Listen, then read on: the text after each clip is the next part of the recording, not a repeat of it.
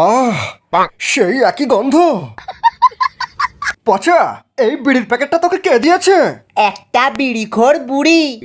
বিড়িখোর বুড়ি? তার মানে আমার মা।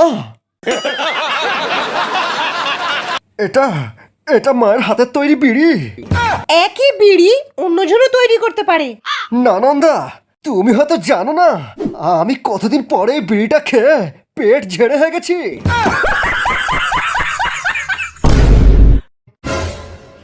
মা,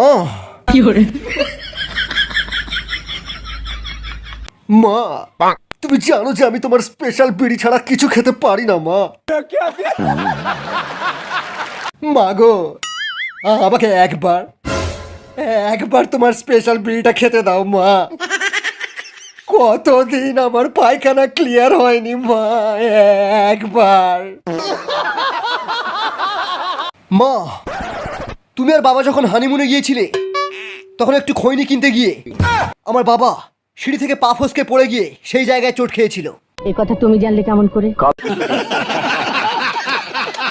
কাল রাতে বাবা আমার স্বপ্নে এসে বলে গেছেন, আরো বলে গেছেন বাবা আমার হওয়ার জন্য পাড়ার সমস্ত বিড়িখোরদেরকে একটা করে শান্তি বিড়ির প্যাকেট কিনে দেওয়ার মানত করেছিলেন, কিন্তু বাবা তা দেননি।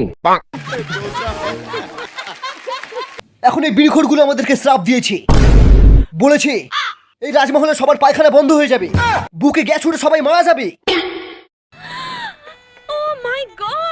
সারাদিনে কটা বিমল খাস?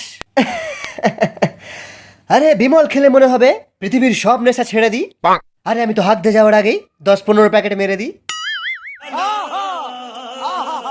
বাবা, আমার বাইকে তেল শেষ হয়ে গেছে। কাল তো 50 টাকা দিলাম। 50 টাকা?